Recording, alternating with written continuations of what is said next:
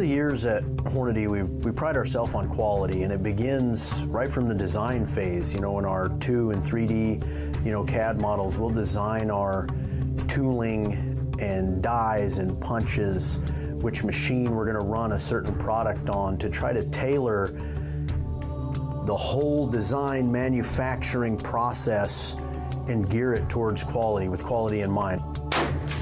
The majority of us here at Hornady are, we're hunters, we're competitive shooters. We take our self-protection very seriously, and we really want to make the best products out there. Sometimes we'll simply see a void somewhere. There's a product that could work better in this environment. But sometimes it's through use. I'm out shooting a match, or I'm out hunting or something, and an idea will come up that says, hey, we could make this better, or we could do this that would be better.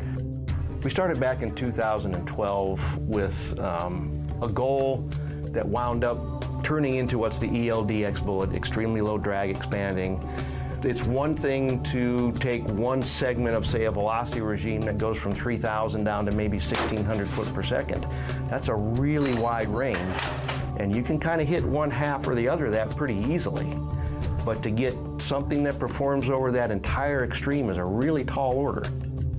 This week we're in Grand Island, Nebraska, getting our hands on Hornady's new ELD-X, Extreme Low Drag Expanding Bullet. Now, this is a bullet designed specifically to be a good hunting bullet at close ranges, at high velocities, but also to have great terminal effects further down range when the bullet started to slow down.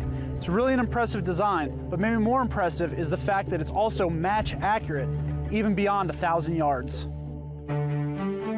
In working on this project, we thought we had it. Our terminal performance was great.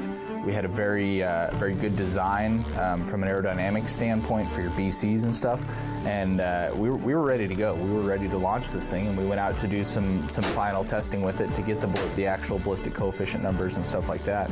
And that's when we discovered the problem of the aerodynamic heating.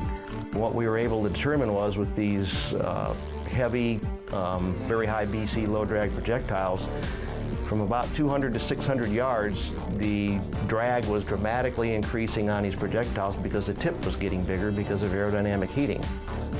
We were testing on Doppler radar, and you can't lie with Doppler. I mean, it's pure numbers.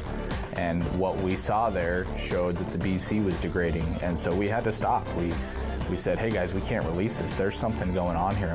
It wasn't just us. We tested everybody's polymer tip bullets out there, and they all do it. It's just none of us ever knew, because we didn't have the instrumentation capability to figure that out.